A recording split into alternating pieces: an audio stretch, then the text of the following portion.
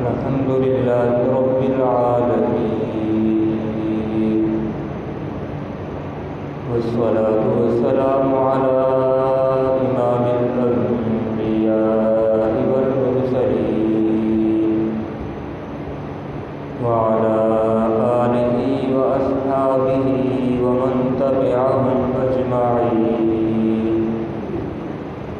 أما بعد، فأعوذ بالله من الشيطان الرجيم. بسم الله الرحمن الرحيم. يا أيها الذين آمنوا قوا أنفسكم وأهليكم نارا وقودها الناس والحجارة. وقال النبي صلى الله عليه وسلم: ألا كلكم راع وكلكم مسؤول عن رعيته، أو كما قال عليه الصلاة والسلام. صدق الله العظيم. اللهم صل على سيدنا ومولانا محمد وعلى آل سيدنا ومولانا محمد وبارك وسلم. يا رب صل وسلم دائما أبدا على حبيبك خير الخلق كلهم.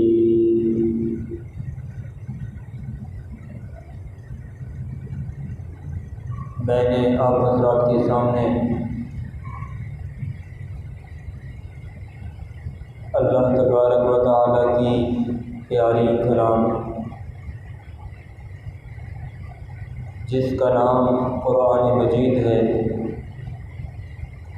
اس کی ایک آیت کا ٹکڑا پڑا ہے، ایک حصہ پڑا ہے، اور آپ علیہ الصلوۃ والسلام کے ذخیرہ احادیث میں سے ایک حدیث پڑھی ہے. دعا ہے کہ مالک کل مجھے حق و سچ کہنے کی اور ہم سب کو اس پر عمل کرنے کی توفیق عطا فرمائے.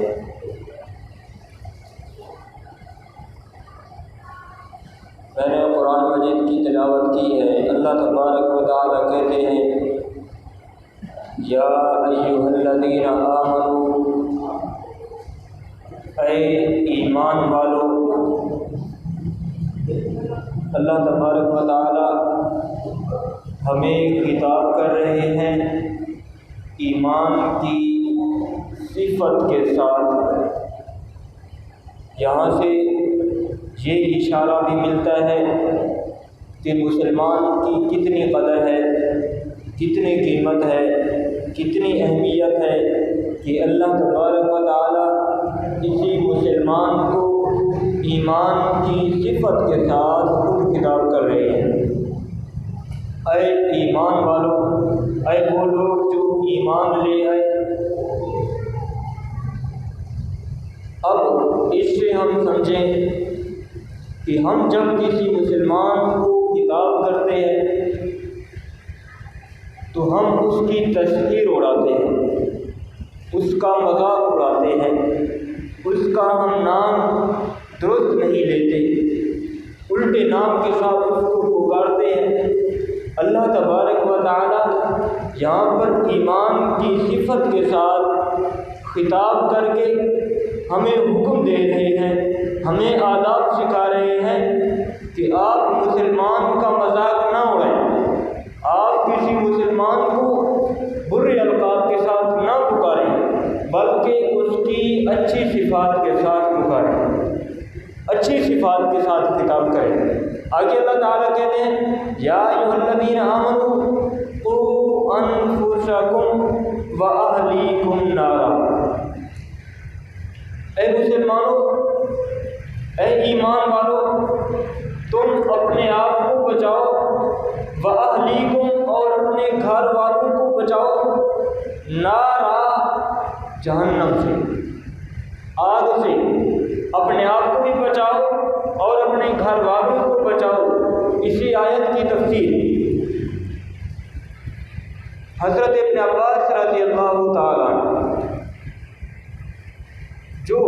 صحابہ کرام سب سے زیادہ تفسیر جاننے والے ہیں، سب سے زیادہ قرآن کو سمجھنے والے ہیں، قرآن کو مفہوم جاننے والے ہیں۔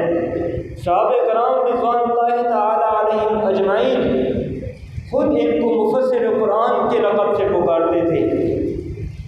اللہ کے پیارے حبیب صلی اللہ علیہ وسلم نے ان کے لیے دعا کی تھی، دعا مانگی تھی۔ جب حضور علیہ السلام کا انتقال ہوا، حضور علیہ السلام اس دنیا سے رخصت ہو کر اگلے جہاں اللہ تعالیٰ سے ملاقات کے لیے چلے گئے، اس وقت اسی عبداللہ بن عباس رضی اللہ تعالیٰ عنہ کی عمر تقریباً 14 سال تھی، تقریباً 14 سال، اور اس 14 سال کی عمر میں انہوں نے پورا قرآن سیکھ لیا۔ صرف سیکھا نہیں، ہر مطلب، ہر آیت کا مطلب، ہر آیت کا مفہوم سمجھ لیا۔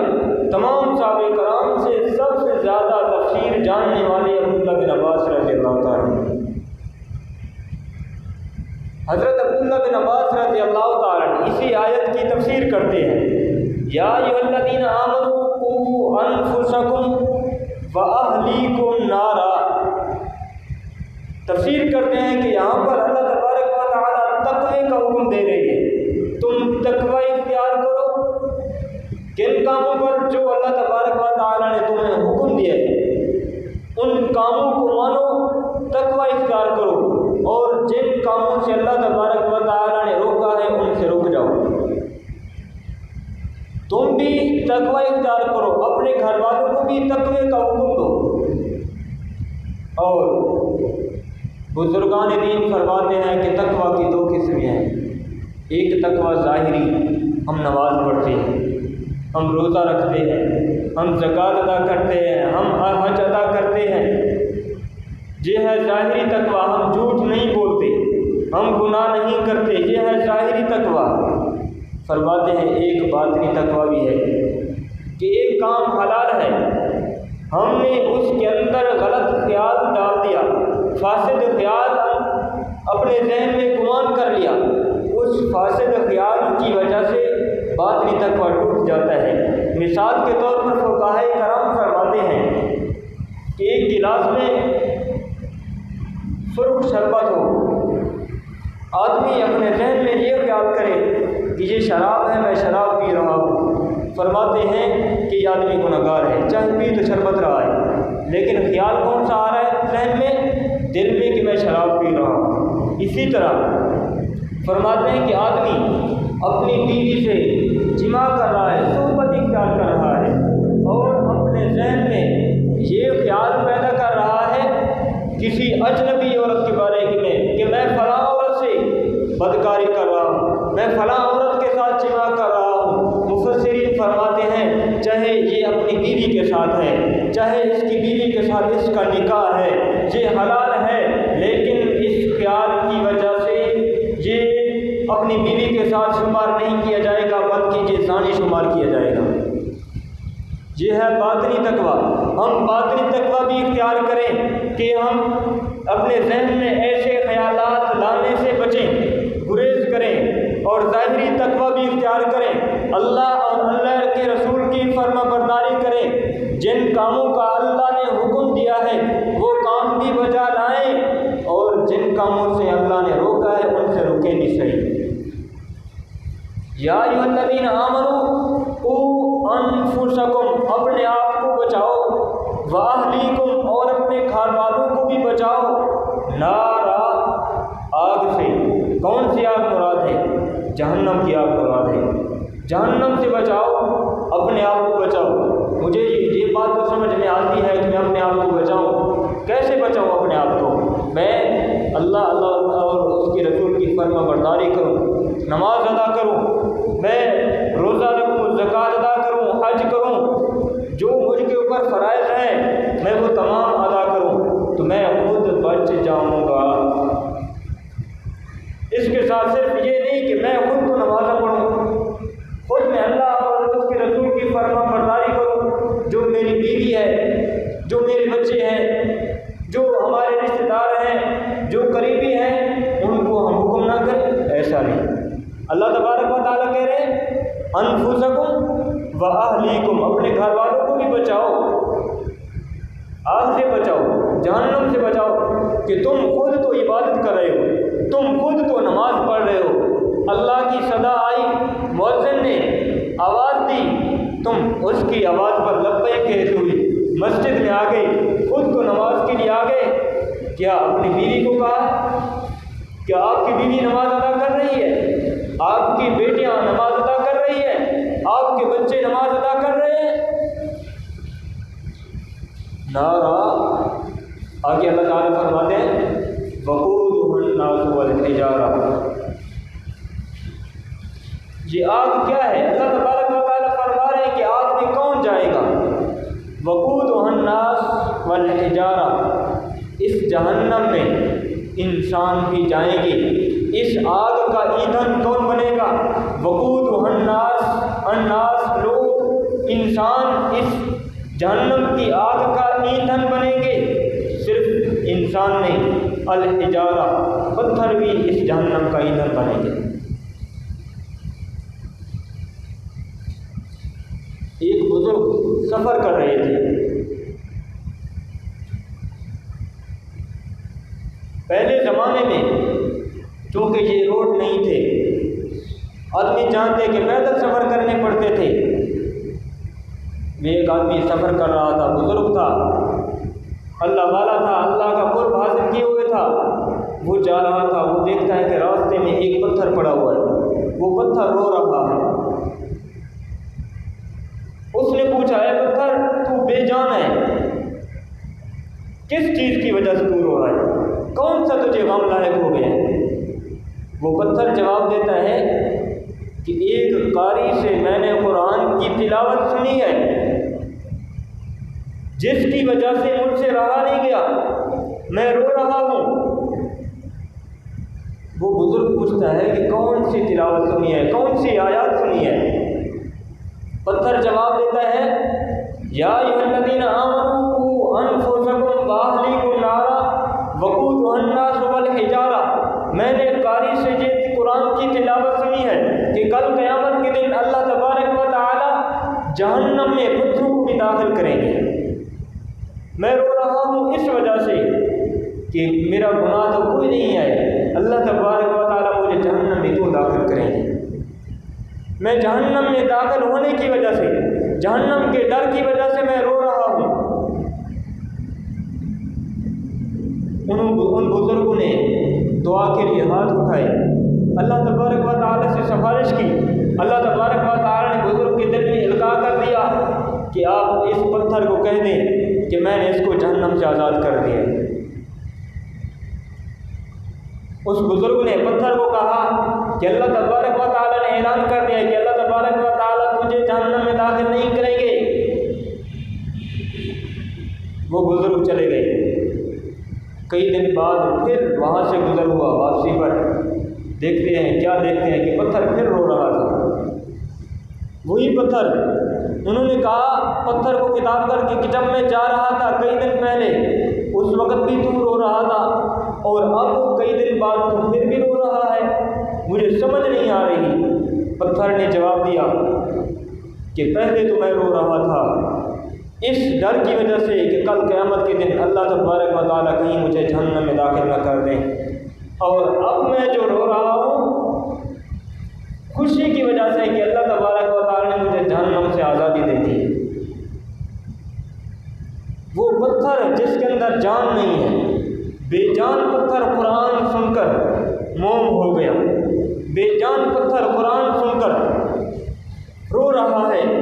آج مسلمان ہیں، آج ہم مسلمان ہیں کہ قرآن سن کر ہم ٹس سے مس نہیں ہوتے، ہمارے دل پر قرآن اثر نہیں کرتا، ہمارے دل پتھر ہو چکے ہیں اور پتھر موم ہو چکے ہیں۔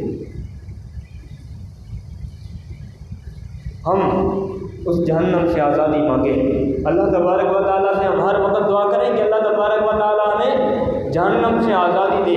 اور میں نے آپ کے سامنے ایک حدیث بھی پڑھی ہے، آپ صلی اللہ علیہ وسلم کا فرمان ہے الا کلکم راع وکلکم مسئول عن رعیتہ، تم میں سے ہر بندہ نگہبان ہے اور وہ اپنی رعایا کے بارے میں کل قیامت کے دن پوچھا جائے گا، اس سے سوال کیا جائے گا۔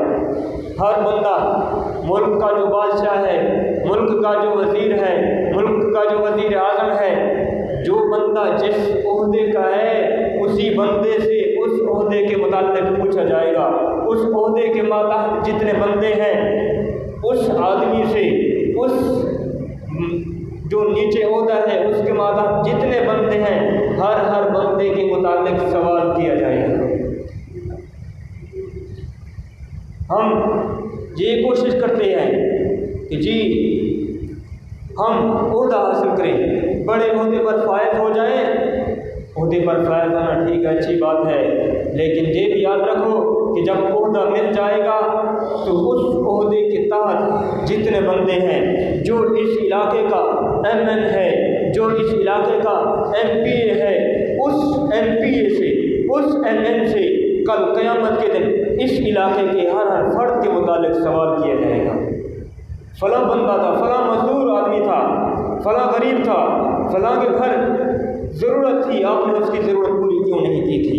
اسی طرح آپ علیہ السلام نے فرمایا الا کلکم راع وکلکم مسئول عن رعیتہ، ہر بندہ نگہبان ہے، ہر بندہ جو گھر کا وڈیرا ہے، جو گھر کا سردار ہے، وہ یہ نہ سمجھے کہ میں خود تو عبادت کر رہا ہوں، میں خود تو نماز ادا کر رہا ہوں، جو بچے ہیں، جو گھر والے ہیں، جو میرے رشتہ دار ہیں، جو میرے ماتحت داخل ہیں، ان کے بارے میں مجھ سے سوال نہیں کیا جائے گا، بلکہ ان کے جو ماتحت ہیں ان سے بعد میں سوال کیا جائے گا۔ پہلے اسی وڈیرے سے، پہلے اسی گھر کے سردار سے پوچھا جائے گا، بتا اور تو جواب دے، کیا تو نے انہیں نیکی کا حکم کیا تھا؟ والدین ہیں، ان سے پوچھا جائے گا، تم خود نماز ادا کرتے تھے، تم خود زکوٰۃ ادا کرتے تھے، تم خود اچھے کام کرتے تھے، کیا بیٹوں کو بھی حکم دیا تھا؟ کیا بیٹیوں کو بھی حکم دیا تھا؟